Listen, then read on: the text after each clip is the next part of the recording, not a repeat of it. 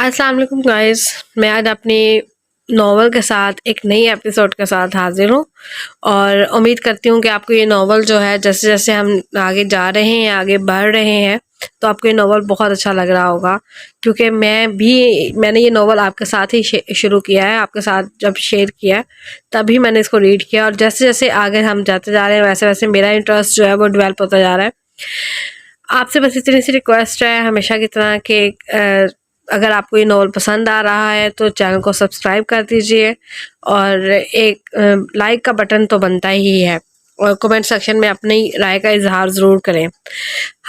मेरी ख़ास तौर पे बहुत ज़्यादा मेहनत लगती है इस वीडियो को बनाने में, इस नॉवल को पढ़ने में, क्योंकि मेरी तो आंखें थक जाती हैं और गले में दर्द शुरू हो जाती है।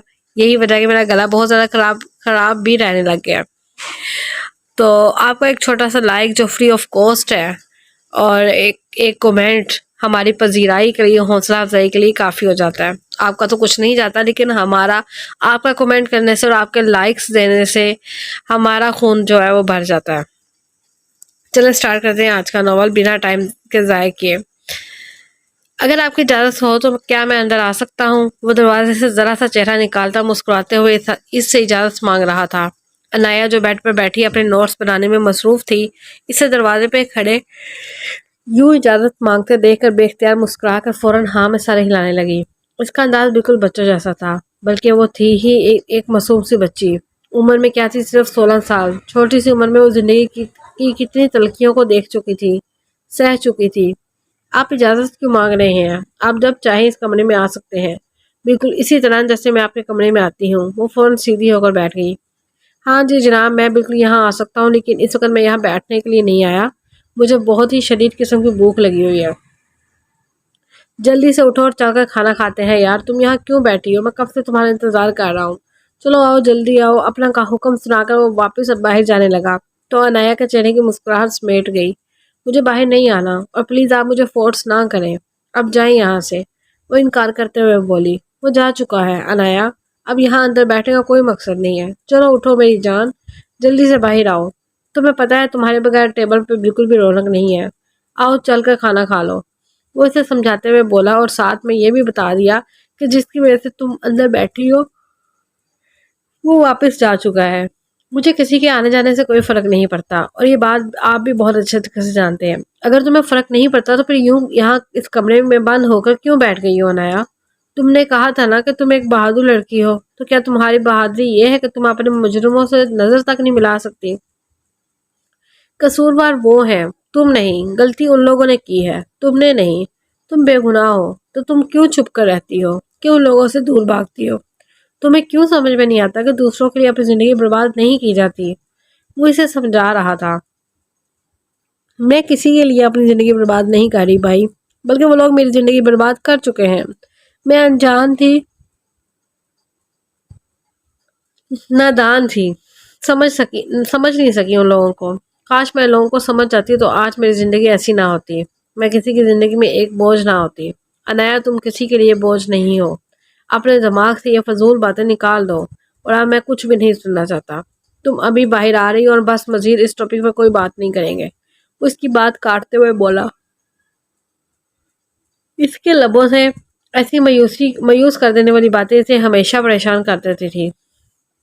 बस एक शर्त पे चलूंगी कि आपके साथ, अगर आप मुझे अपने साथ शॉपिंग पर लेकर जाएंगे, तो वरना मैं यही भूखी ठीक हूँ। इसको यूं परेशान देखकर उसने अपनी उदासी को बड़ी खूबसूरती से छुपाया था। ये छोटी सी लड़की अंदर अंदर ही अंदर न जाने कितनी अजियतों को हर रोज सहती थी।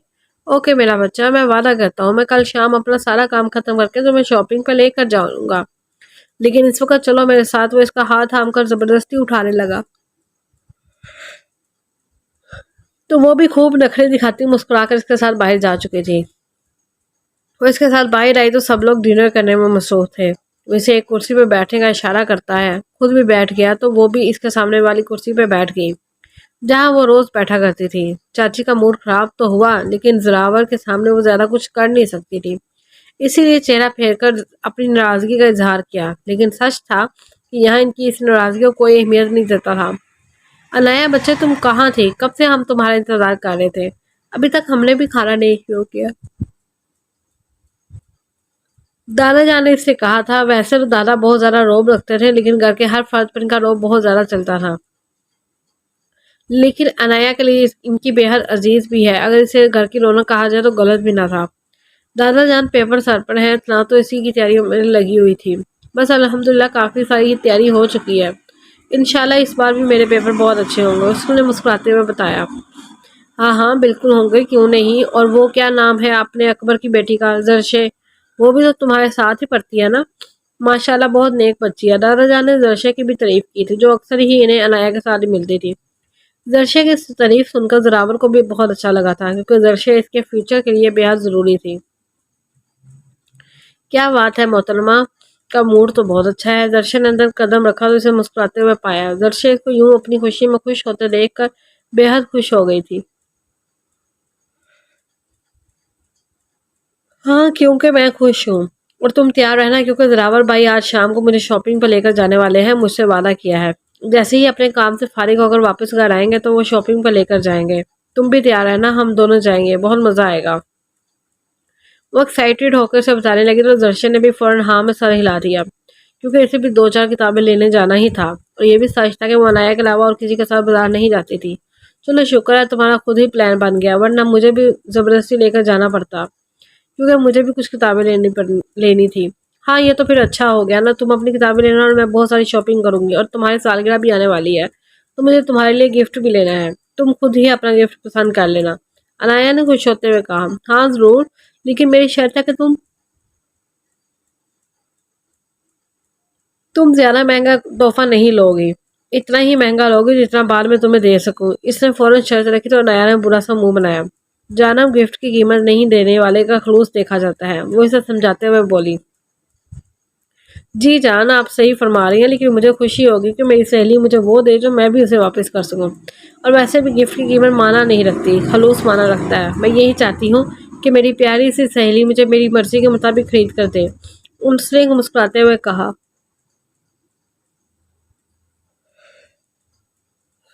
تو انایا نے بھی سر ہلا دیا۔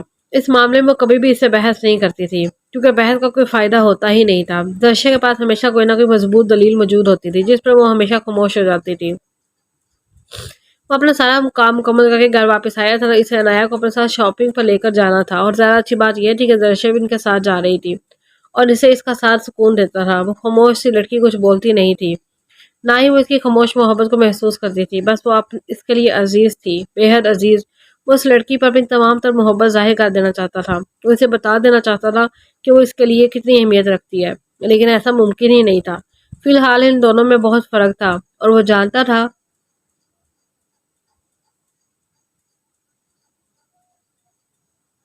کہ اگر اس نے اپنی خواہش کا اظہار کیا یقیناً سب کو اعتراض ہوگا، اس لیے اس نے اب اس خواہش کا اظہار کرنے سے ایک دن کا انتخاب کر لیا تھا۔ کوئی بھی اس دن اس کی خواہش کو ٹال نہیں سکتا تھا، وہ جلدی دادا جان کی بہت بڑی خواہش پوری کرنے والا تھا۔ دادا جان پچھلے 28 سال سے ایک زمین کے پیچھے لگے ہوئے تھے، اور بہت جلد وہ دادا جان کی سالگرہ پر اس زمین کو ان کے نام کروانے والا تھا، اور وہ جانتا تھا کہ اس دن وہ دادا جان سے جو بھی مانگے گا وہ ضرور ملے گا، کیونکہ ان کی یہ عادت بہت پرانی تھی کہ وہ اپنی ہر سالگرہ پر اپنے 5 پوتوں کی کوئی نہ کوئی خواہش ضرور پوری کرتے رہے۔ وہ انہیں بڑی خوشخبری دے رہا تھا تو یقیناً بدلے میں اسے اس کی منچاہی مراد ضرور دیں گے۔ اب اسے صرف اس دن کا انتظار کرنا تھا، پھر اسے اس کی من کی مراد مل جاتی۔ وہ آنے والے اسٹیشن پر رک گئی تھی، اسے بہت ڈر لگ رہا تھا کہ اس کی زندگی میں کیا ہونے والا تھا وہ نہیں جانتی تھی۔ وہ جیسے ہی ریل سے نیچے اتر کر باہر نکلی، اسے سامنے تھوڑے فاصلے پر ایک آدمی کھڑا نظر آیا۔ اس کی نگاہیں جھکی ہوئی تھی، جس کی گاڑی وہ دور سے ہی پہچان گئی تھی۔ وہ شخص جو اس کی زندگی کو تکلیفوں سے بھر چکا تھا، وہ اس کی گاڑی کو کیسے نہ پہچانتی۔ وہ چھوٹے چھوٹے قدم اٹھاتی اس گاڑی کی طرف جانے لگی تھی، اس کے قدموں میں ہر کھڑاہٹ واضح تھی، کوئی بھی اسے دیکھ کر اندازہ لگا سکتا تھا کہ وہ اس وقت کس حد تک خوفزدہ تھی، لیکن وہ آدمی اسے دیکھ ہی کہاں رہا تھا جو اس کے ڈر کو محسوس کرتا۔ وہ صرف اپنے مالک کی حکم کی تکمیل کر رہا تھا۔ اسے اپنی طرف آتے دیکھ کر وہ اس کی طرف آیا اور اس کے ہاتھ میں موجود اس کا بیگ تھام لیا۔ اس کے اندر صرف 3 سوٹ ہی تھے جو دادی جان اور دادا جان نے اسے دلائے تھے۔ آئیں بی بی جی، گاڑی اس طرف ہے۔ وہ اسے اپنے پیچھے آنے کا اشارہ کرتا جلدی سے گاڑی کا پچھلا دروازہ کھولنے لگا۔ اس کا انداز بہت مؤدبانہ تھا، اور بنا کچھ بھی بولے اپنا دوپٹہ درست کرتی گاڑی کی پچھلی نشست پر بیٹھ گئی اور سفر شروع ہو گیا۔ گاڑی کی سپیڈ کے ساتھ ہی اس کا دل بھی بری طرح سے دوڑنے لگا۔ اس کا آنے والا وقت اسے کہاں لے کر جا رہا تھا، کیا ہونے والی تھی اس کی زندگی، اسے کچھ بھی نہیں پتا تھا۔ بس یہاں تک تھی اس کی آزادی، اب آگے کیا ہوگا اس کا سوچ سوچ کر سر پھٹ رہا تھا۔ وہ باہر گاڑی سے نیچے بھاگتی سڑک کو دیکھ رہی تھی، لیکن اس کی ساری سوچیں اسی شخص کے گرد گھوم رہی تھی جو آج کل اس کی زندگی کا مالک بنا ہوا تھا۔ اس کا دل سوکھے پتے کی طرح لرز رہا تھا۔ آنے والے وقت نے اسے بری طرح سے ہراساں کر رکھا تھا۔ سفر کے دوران بھی اس کی سوچیں مسلسل وہی تھی۔ اس کی ہر سوچ سید مقرر شاہ کے قریب جاتی اور پھر خوف سے پلٹ آتی تھی۔ اس کے خیالات اسے مقرر شاہ کے بارے میں کچھ بھی اچھا نہیں سوچنے دے رہے تھے۔ اس کی ہر سوچ مقرر شاہ کے خلاف تھی۔ وہ چاہ کر بھی اس کے بارے میں کچھ اچھا نہیں سوچ پا رہی تھی۔ اسے آنے والے وقت سے ڈر لگ رہا تھا۔ کیا ہونے والی تھی اس کی آگے کی زندگی یا موت؟ وہ ایسی زندگی دینے والا تھا یا موت؟ وہ تو یہ بھی نہیں جانتی تھی لیکن اسے پتا تھا کہ اس شخص کے ساتھ اس کی کوئی زندگی نہیں ہے۔ وہ اس کے ساتھ گھٹ گھٹ کے مر جائے گی۔ وہ نہیں جانتی تھی کہ وہ کتنے دن اسے اپنے پاس رکھے گا، یقیناً صرف تب تک جب تک اسے اس کی دولت نہیں مل جاتی۔ شاید تب تک ہی پھر شاید وہ اسے بھی ختم کر دیتا۔ وہ جانتی تھی کہ وہ اس کے لیے کسی طرح کا کوئی جذبہ نہیں رکھتا۔ اسے صرف اور صرف اس دولت سے مطلب ہے جو اس کے نام ہے۔ وہ تو ہر چیز دے دینا چاہتی تھی لیکن اسے کچھ بھی نہیں چاہیے تھا۔ لیکن اس شخص کو صرف دولت نہیں چاہیے تھی، وہ اس کی ذات پر اپنی ملکیت جتانا چاہتا تھا۔ وہ اسے بتانا چاہتا تھا کہ وہ اس کے نکاح میں ہے، وہ اس کی ملکیت ہے، وہ اس کی مرضی کے خلاف وہ سانس بھی نہیں لے سکتی۔ کاش وہ اس سے دور بھاگ سکتی، کاش وہ ہمیشہ کے لیے اس کی نظر سے دور چلی جاتی، لیکن ایسا نہیں کر سکتی تھی۔ اپنے ماں باپ کو کھو چکی تھی، اب دادا دادی کو نہیں۔ ان کا کیا قصور تھا؟ ان لوگوں نے تو صرف اس بے آسرا بے سہارا لڑکی کو سہارا دیا تھا، صرف انسانیت کی خاطر اس کی مدد کی تھی، اور آج وہی انسانیت ان لوگوں کے گلے پڑ گئی تھی۔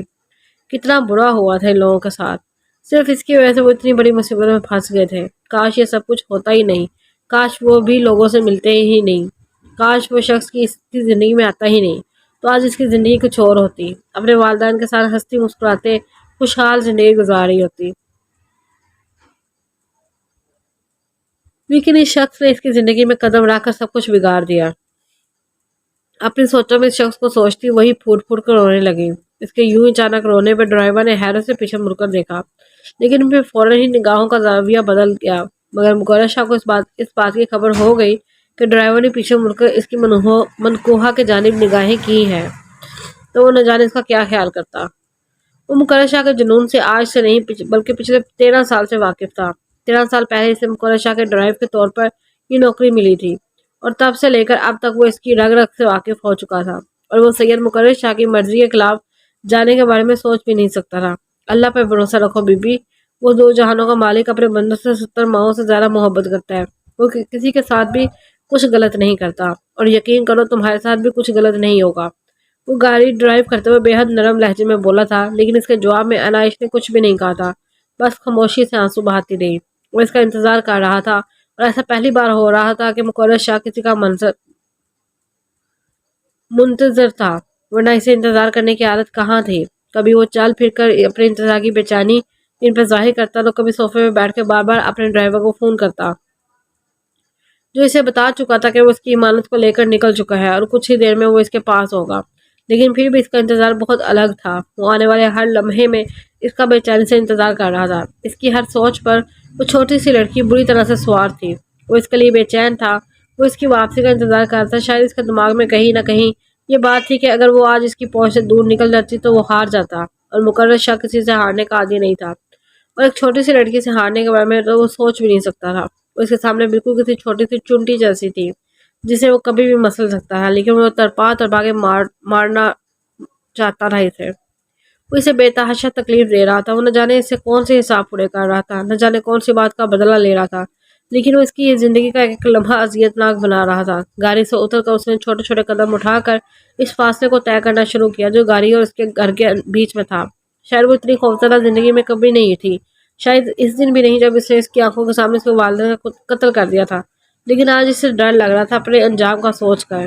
اسے یہ سوچ کر خوف آ رہا تھا کہ کہیں آج اس کی موت کا دن تو نہیں تھا۔ وہ مرنے سے ڈرتی تھی، ہاں اسے بے موت مارے جانے سے خوف آتا تھا، اور وہ جانتی تھی کہ اس شخص کے ساتھ وہ بے موت مری جائے گی۔ وہ اپنی زندگی کے لیے، اپنی سانسوں کے لیے ہاتھ پیر مار رہی تھی، کیونکہ اس کے پاس آخری موقع تھا، لیکن آج مقرر شاہ نے یہ موقع آخری موقع بھی چھین لیا تھا۔ وہ قید کرنے جا رہا تھا۔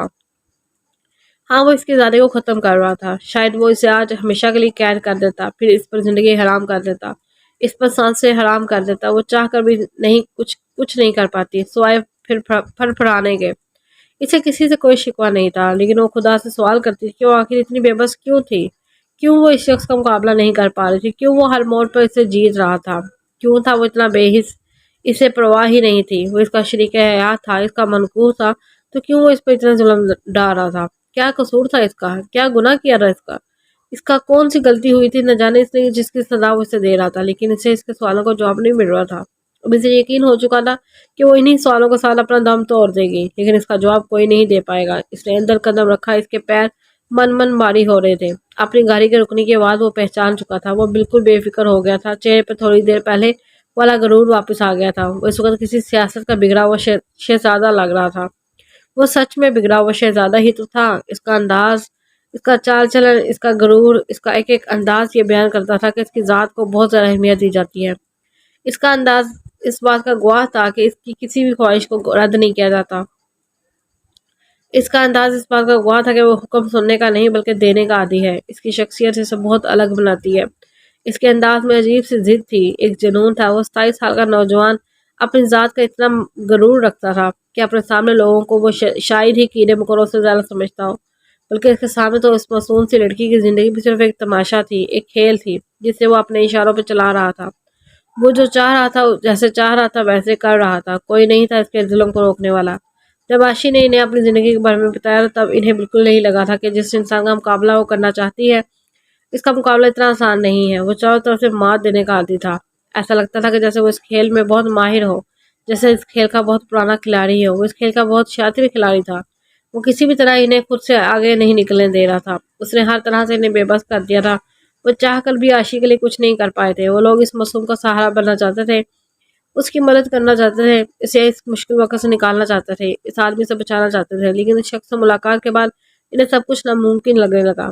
تب ہی تو ان دونوں نے عاشق کو یہاں سے ہمیشہ دور بھیجنے کا فیصلہ کر لیا تھا۔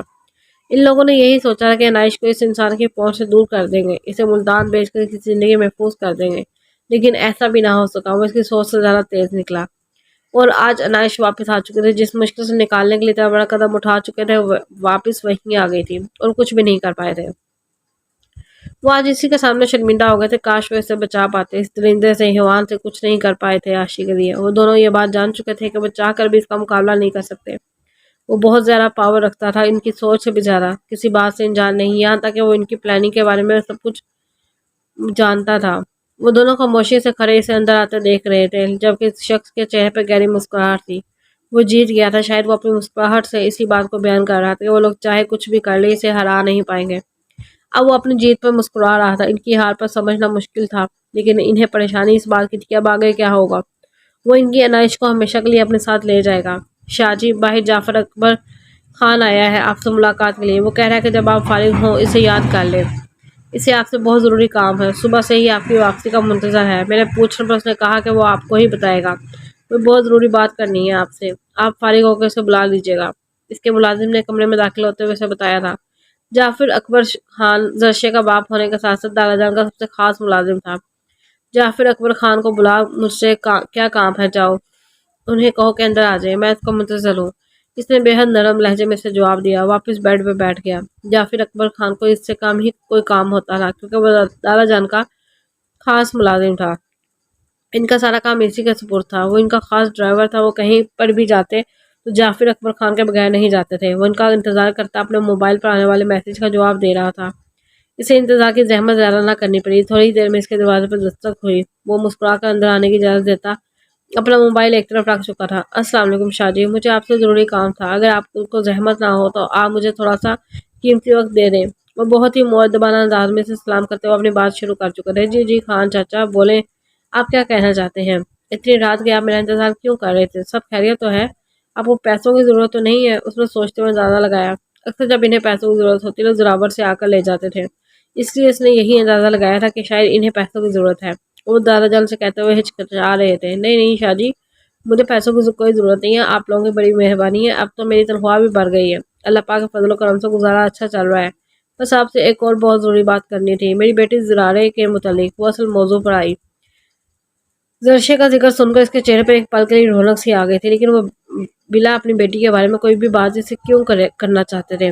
زرشے کے متعلق، اس کے متعلق بھلا آپ مجھ سے کیوں بات کرنا چاہتے ہیں؟ وہ اب سچ میں حیران ہوا تھا۔ شاہ جی، میری بیٹی کا رشتہ آیا ہے۔ میرے چھوٹے بھائی کے گھر سے لڑکا پڑھا لکھا ہے، 12 جماعتیں پڑھ چکا ہے، اب اپنی دکان ہے شہر میں اس کی کپڑوں کی۔ میرا بھائی چاہتا ہے کہ ہمارا رشتہ اور مضبوط ہو جائے۔ میری بیٹی کو پڑھا لکھا آپ رہے ہیں، اسے قابل بنا رہے ہیں۔ پہلے جب اس کا رشتہ آیا تب آپ کے انکار کرنے پر میں نے رشتے کے لیے انکار کر دیا تھا۔ آپ نے کہا کہ بچی چھوٹی ہے، لیکن مجھے اب یہ وقت مناسب لگ رہا ہے۔ زرشے اس سال 19 کی ہو جائے گی۔ میرے خیال میں یہ عمر مناسب ہے اس کے نکاح کے لیے۔ آپ کا حکم میں نے کبھی نہیں ٹالا۔ میں جانتا ہوں آپ میری بچی کے لیے مجھے مخلص مشورہ دیں گے۔ وہ سر جھکائے سے مشورہ مانگ رہے تھے، جبکہ زراور شاہ کے سر پر تو جیسے کمرے کی چھت گر گئی تھی۔ اس کے تو وہم گمان میں بھی نہ تھا کہ ڈرائیور چچا اس سے یہ بات کرنے یہاں آئیں گے۔ انکار کر دیں آپ، اس نے جذباتی ہو کر ان سے کہا، جبکہ اس کی بات پر وہ حیرانگی سے اس کی طرف دیکھنے لگے، جیسے انہیں اس بات جواب کی امید ہی نہیں تھی۔ میرا مطلب ہے انکار کر دیں، زرشے کے لیے اس سے بہتر رشتے آئیں گے۔ وہ ابھی پڑھ رہی ہے اور جب تک اس کی پڑھائی مکمل نہ ہو جائے تب تک شادی کا فیصلہ کرنا ٹھیک نہیں ہے۔ اور ویسے بھی وہ 12 جماعت پڑھا ہوا شہر میں دکان چلانے والے انسان کو آپ اپنی بیٹی کے لیے بہتر کیسے سمجھ سکتے ہیں؟ جبکہ میرے خیال میں اسی کے والد نے آپ سے آپ کی جائیداد سے چھین کر آپ کو گھر سے نکال دیا تھا۔ رشتے مضبوط کرنا الگ بات ہے، پرانی باتیں بھول جانا بھی الگ بات ہے، لیکن ایک بار اگر آپ دھوکہ کھا چکے ہو تو دوبارہ دھوکے کی طرف نہیں جاتے۔ آپ بہتر فیصلہ کر سکتے ہیں اپنی بیٹی کے لیے، لیکن اگر اس سے بہتر رشتے آپ کی بیٹی کے منتظر ہیں تو آپ ایسا نہ کریں۔ چچا، زرشے خوبصورت ہے، پڑھی لکھی ہے، اسے رشتوں کی کمی نہیں ہے، اسے رشتوں کے نام پر قربان نہ کریں۔ بہتر ہے کہ آپ اس کے لیے وہ فیصلہ کریں جو زندگی بھر کے لیے مناسب ہو۔ صرف اپنے رشتے کو مضبوط کرنے کے لیے اس کی زندگی کی ڈور کمزور نہ کریں۔ انہیں دیکھتے ہوئے سمجھانے والے انداز میں بولا تو جعفر اقبال خان نے ہاں میں سر ہلا دیا۔ اب وہ کیا فیصلہ کرنے والے تھے وہی جانتے تھے، اس سے صرف مشورہ لینے آئے تھے۔ ہاں، لیکن اس کی چھوٹی سی ملاقات میں اسے بے چین کر دیا تھا کہ اگر انہوں نے اس رشتے کے لیے ہاں کر دی تو نہیں، ایسا نہیں ہو سکتا۔ وہ اپنی پہلی محبت کو خود سے دور نہیں کر سکتا۔ اسے جلد سے جلد کوئی فیصلہ کرنا تھا جو اس کی اور زرشے کی زندگی کے لیے مناسب ہو۔ اب وہ مزید انتظار نہیں کر سکتا تھا، اب اس کی زندگی کا سوال تھا۔ بھائی، ہم تیار ہیں، جلدی چلے، ہم لیٹ ہو رہے ہیں، زیادہ ٹائم نہیں ہے ہمارے پاس، ہمیں آ کر اپنی پڑھائی بھی مکمل کرنی ہوتی ہے۔ بندہ سارا دن آپ کا انتظار کرتا رہے، کب جناب آئیں گے اور کب ہم شاپنگ پر جائیں گے۔ حد ہوتی ہے لاپرواہی کی، بندہ وعدہ کرے تو پورا کرے۔ وہ اچانک اس کے کمرے میں داخل ہوتی بولتی ہی چلی گئی۔ وہ بھی فریش ہو کر باہر نکلا تھا، اس کی چک چک سن کر بیٹھتے ہوئے مسکرا دیا، لیکن پھر نظر انداز کرتا شیشے کے سامنے جا رہا تھا۔ اسے تنگ کرنے میں سے الگ ہی مزہ آتا تھا۔ یقیناً وہ صبح سے اس کے آنے کا انتظار کر رہی تھی اور اب اس کے کمرے میں آ جانا اسے اچھا خاصا غصہ دلا گیا تھا۔ اس کا یہی حصہ دیکھنے کے لیے وہ تو خاموشی سے کمرے میں آ گیا تھا تاکہ وہ اس پر یہ ظاہر کر سکے کہ وہ شاپنگ میں جانے کے بارے میں بھول گیا ہے۔ انایا، یار آئی ایم ریئلی سوری، میں بھول گیا تمہیں شاپنگ پر لے کر جانا بھی تھا، آج کینسل کر دیتے ہیں یار، صبح چلیں گے، بہت تھک گیا ہوں۔ اسے مزید بتاتے ہوئے کہنے لگا تو انایا کا پورا منہ کھل گیا۔ کیا کہا آپ نے؟ مطلب آپ میرے ساتھ شاپنگ پہ جانا بھول گئے تو آپ کو ڈنر بھی مجھے باہر ہی کروانا ہوگا۔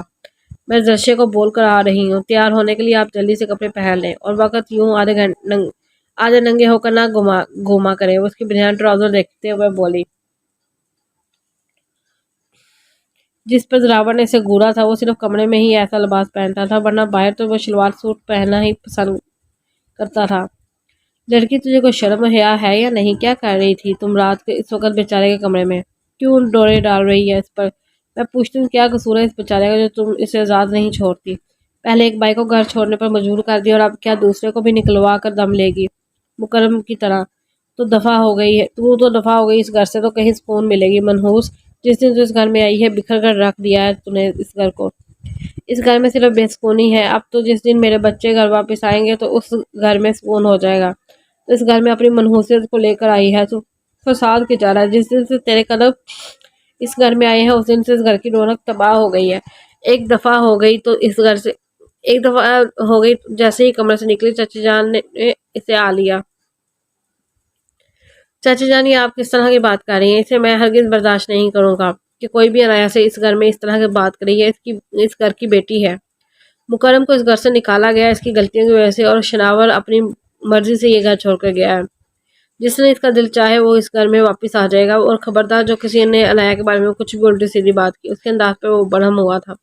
ارے بیٹا میں تو بس بات کر رہی تھی، میں نے اسے کچھ نہیں کہا، یہ تو بس بات بات پہ آنسو بہا کر ڈرامے کرتی ہے اور ہمیں برا ثابت کرنے کی کوشش کرتی ہے۔ اس کے اچانک رونے پر چاچی نے بات ہی بدل ڈالی۔ یہی تو مسئلہ تھا اس کا، وہ کسی کے ساتھ بدتمیزی نہیں کر سکتی ورنہ جواب تو اس کے پاس بھی بہت ہے۔ ہاں اس کی وجہ سے اس کر کے دو بیٹے اس گھر میں نہیں آتے تھے۔ ایک تو گھر سے نکالا گیا تھا جس نے اس کی زندگی برباد کی تھی، اور دوسرا اپنا نام دے کر ہمیشہ کے لیے اسے بے سہارا چھوڑ کے گیا تھا۔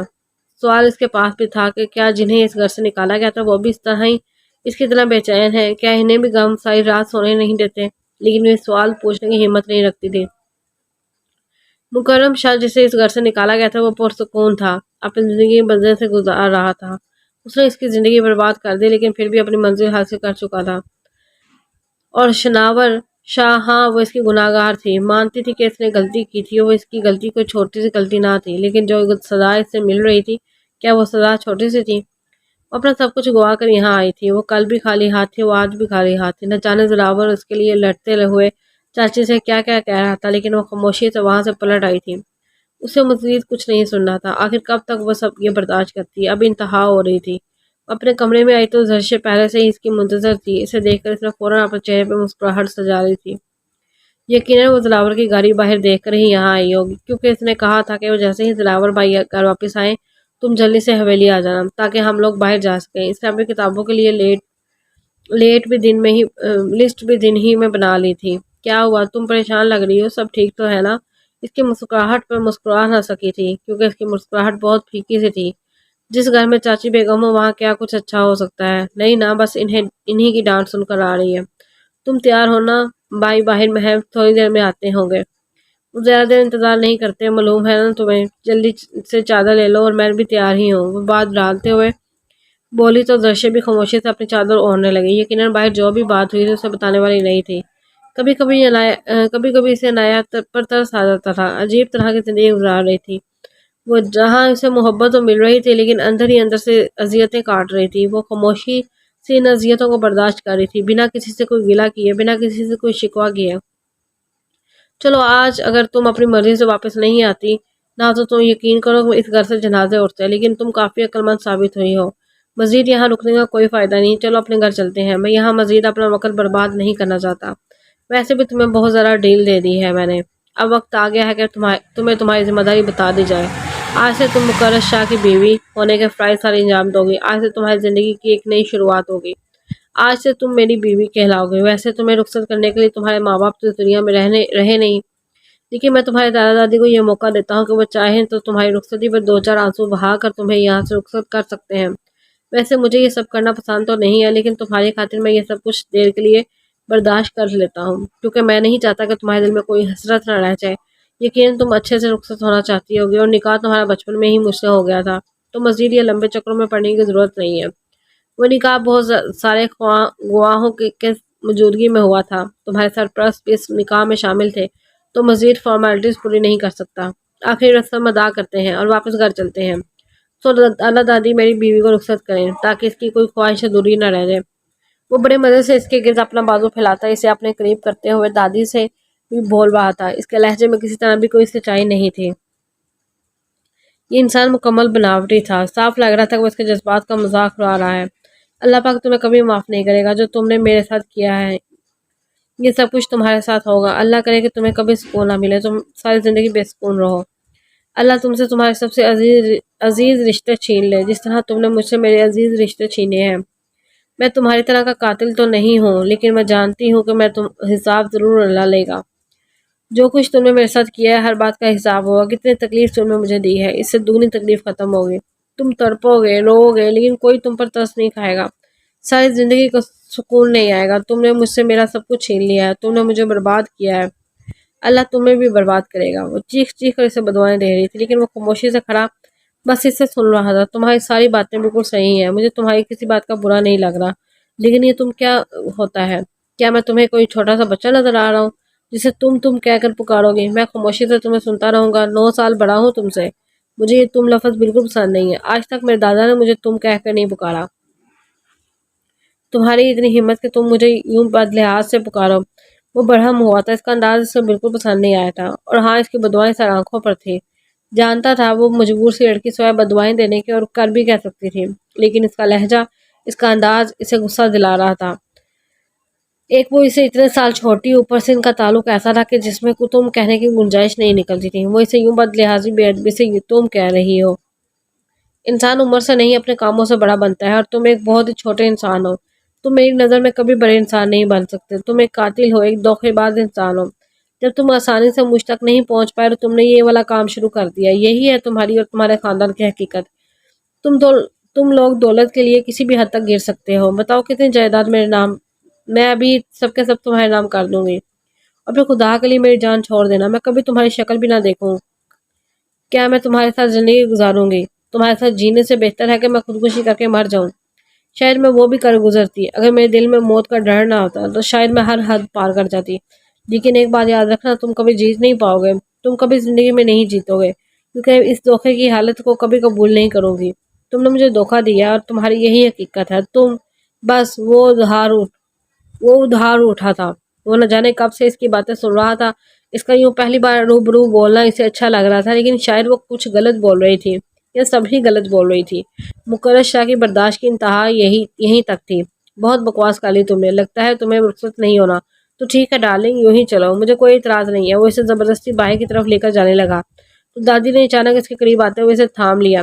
بیٹا یہ بچی ہے، نادان ہے، اسے معاف کر دو، خدا کے لیے اس کے ساتھ کچھ برا مت کرنا، وہ بہت معصوم ہے، یہ ابھی اس کا زخم تازہ ہے، یہ سب کچھ قبول نہیں کر پائے گی، لیکن میں تمہارے سامنے ہاتھ جوڑتی ہوں، اس کے ساتھ کچھ برا مت کرنا۔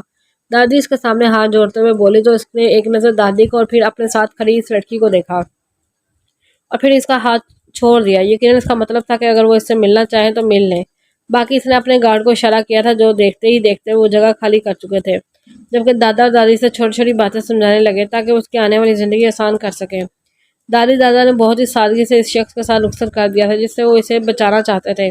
آج وہ اپنے آپ کو بے حد بے بس محسوس کر رہے تھے۔ وہ بہت کوشش کے باوجود بھی اس معصوم سی لڑکی کے لیے کچھ بھی نہیں کر پائے تھے، اور انہیں اس بات کا بہت افسوس تھا کہ کاش وہ اس لڑکی کی زندگی بچا پاتے، کاش وہ اس کے لیے کچھ کر پاتے، لیکن ہوتا وہی ہے جو خدا کو منظور ہوتا ہے۔ شاید اس کی زندگی میں اس شخص کا ساتھ لکھا ہوا تھا، تبھی تو اتنی کوشش کے باوجود بھی وہ کچھ نہیں کر پائے تھے۔ انہوں نے عاشق کو سمجھانے کی بہت کوشش کی تھی، لیکن اس کی نفرت اب بھی ویسے ہی برقرار تھی۔ وہ اس شخص کے بارے میں کچھ اچھا سوچنا ہی نہیں چاہتی تھی۔ دادی جان نے اسے سمجھانے کی بہت کوشش کی کہ وہ جیسا بھی ہے اب اس کا شوہر ہے، لیکن اس بات کو بالکل قبول نہیں کر رہی تھی۔ اس نے کہا تھا وہ اس شخص سے کوئی تعلق نہیں رکھنا چاہتی، نہ اب اور نہ آگے کبھی، اور وہ یہ بھی جانتی تھی کہ وہ شخص اس کے ساتھ کسی طرح کا کوئی تعلق نہیں رکھنا چاہتا۔ وہ صرف اور صرف اسے دولت کے لیے اپنے ساتھ لے کر جا رہا ہے، اور جس دن اسے دولت مل گئی وہ اسے ختم کر دے گا۔ لیکن دادا دادی کیا کر سکتے تھے سوائے دعا کرنے کے؟ وہ اسے بہت ساری دعائیں دیتے اسے رخصت کر چکے تھے۔ وہ شخص باہر کھڑا اس کے آنے کا انتظار کر رہا تھا۔ دادی نے خاموشی سے اسے اپنے ہاتھ میں موجود سونے کا کنگن اس کے ہاتھ میں پہنا دیا تھا، کیونکہ وہ اپنی بیٹی کو خالی ہاتھ رخصت نہیں کرنا چاہتے تھے۔ وہ لوگ اسے گاڑی میں بٹھانے تک اس کے ساتھ ہی آئے تھے، پھر یوں ہی آنسو بہاتی روتی سسکتی اس شخص کے ساتھ رخصت ہو گئی، جبکہ دادا اور دادی صرف اس کے لیے دعائیں کر رہے تھے، اس کی آنے والی زندگی اچھی ہو، جیسا وہ لوگ سوچتے ہیں ویسا کچھ نہ ہو، وہ شخص اس کے لیے ایک اچھا انسان ثابت ہو۔ لیکن ضروری نہیں ہے کہ ہر دعا پوری ہو۔ وہ نہیں جانتے کہ ان کی دعائیں کبھی پوری ہوں گی یا نہیں، لیکن اپنی بیٹی کے لیے وہ سوائے دعاؤں کے اور کچھ نہیں کر سکتے رہے۔ گاڑی نظروں سے اوجھل ہونے کے بعد وہ کتنی دیر خالی سڑک کو دیکھتے رہے۔ گاڑی میں مسلسل اس کی سسکیوں کی آواز گونج رہی تھی، جبکہ وہ بڑے آرام سے اس کے ساتھ بیٹھا سفر انجوائے کر رہا تھا۔ اسے تو جیسے اپنے ساتھ بیٹھے اس سسکیوں لیتی وجود کی کوئی پرواہ ہی نہیں تھی۔ وہ تو شاید اپنی جیت کا جشن منا رہا تھا، لیکن وہ معصوم لڑکی ماتم کر رہی تھی اپنی زندگی برباد ہونے کا، اپنا سب کچھ برباد ہونے پر۔ آج اس شخص کے ساتھ رخصت ہو کر آئی تھی جو اس کے والدین کا قاتل تھا، جس نے اس کی ہستی کھیلتی زندگی برباد کر دی تھی، جس نے اس کے پاس کچھ بھی نہ چھوڑا تھا۔ وہ تباہ ہو کر اس کے ساتھ آئی تھی، لیکن وہ تو اپنی جیت کا جشن منا رہا تھا۔ وہ اسے کہاں لے کر جا رہا تھا وہ نہیں جانتی تھی، بس خاموشی سے سفر کے تمام ہونے کا انتظار کر رہی تھی۔ یہاں گاڑی روکو، بیگم صاحبہ کو کچھ کھلانا ہے، بیچاری نے اتنے دنوں سے ٹھیک سے کچھ کھایا پیا نہیں ہے۔ اب اس کے دل میں کہیں یہ بات نہ رہ جائے کہ اس کا شوہر اسے کھانے پینے کو کبھی نہیں پوچھتا۔ وہ ڈرائیور سے مخاطب ہوا تو ایک پل کے لیے اسے سر اٹھا کر اس جگہ کو دیکھا تھا جو باہر سے کوئی ڈھابا معلوم ہو رہا تھا۔ اس کے حکم پر فوراً گاڑی رک گئی تھی۔ وہ جلدی سے گاڑی سے نکلتا پہلے مکرش کی طرف آ کر اس کی سائڈ کا دروازہ کھولتا اس کے باہر آنے کا انتظار کرنے لگا تھا، اور جیسے ہی مکرش نے زمین پر قدم رکھے وہ بھاگتا ہوا اس کی سائڈ پہ آیا تھا۔ آئے بی بی جی، باہر آ کر کچھ کھا پی لے۔ وہ دروازہ کھولے مؤدبانہ انداز میں اس سے کہہ رہا تھا، جبکہ وہ یوں ہی سر جھکائے بیٹھی آنسو بہا رہی تھی۔ باہر نکلیں بیگم، آئیں آپ کے لیے گاڑی روکی ہے، کچھ کھا لو ورنہ بعد میں تمہیں شکایت ہوگی کہ میں نے تمہیں کچھ کھانے کو بھی نہیں دیا۔ وہ نارمل مگر طنز لہجے میں گویا ہوا، مجھے کچھ بھی نہیں کھانا اور نہ ہی مجھے بھوک ہے، وہ سخت لہجے میں بولی۔ کیا کہا تم نے؟ ایک بار پھر سے کہنا۔ وہ اس کی جانب آتا کان اس کے قریب کرتے ہوئے سرد انداز میں بولا کہ عنائش کو خود ہی اس سے پیچھے ہٹنا پڑا۔ اس کا انداز بہت عجیب تھا، بلکہ وہ خود ہی اسے عجیب لگتا تھا۔ مجھے اپنی بات دہرانے کی عادت نہیں ہے، میں نے کہا باہر نکل کر کھانا کھاؤ، تو مطلب صاف ہے کہ باہر نکل کر کھانا کھاؤ۔ اس کا ہاتھ تھام کر اسے ایک لمحے میں اپنی طرف کھینچتا زمین پر کھڑا کر چکا تھا۔ بے اختیار کھینچے جانے پر وہ سیدھا اس کے سینے سے لگی تھی۔ اس کے بدن سے اٹھتی خوشبو عنائش کو کچھ پل کے لیے کسی اور دنیا میں لے گئی تھی، لیکن سامنے والا خوش حواس میں تھا۔ اس کے کھینچنے پر وہ بے بس اس کے ساتھ قدم اٹھانے لگی۔ اس نے ایک نظر پورے ڈھابے کی طرف دیکھا، پھر جیسے اس کے دماغ میں ایک خیال آیا، اگر وہ یہاں سے بھاگ جاتی ہے تو یقیناً یہ شخص اس کے دادا دادی کو کچھ نہیں کہہ پائے گا، کیونکہ اس وقت وہ اس کے ساتھ ہے۔ یہاں سے بھاگنا اتنا مشکل نہیں تھا، کیونکہ مردوں کے لیے واش روم ایک کونے پر جبکہ عورتوں کے لیے دوسرے کونے پر بنایا گیا تھا۔ اگر وہ واش روم کے بہانے سے یہاں سے بھاگنے کی کوشش کرتی ہے تو وہ آسانی سے یہاں سے نکل سکتی ہے، اور شاید یہ اس کے پاس اس شخص کے چنگل سے نکلنے کا آخری راستہ تھا، اور وہ اپنا آخری راستہ گوا نہیں سکتی تھی۔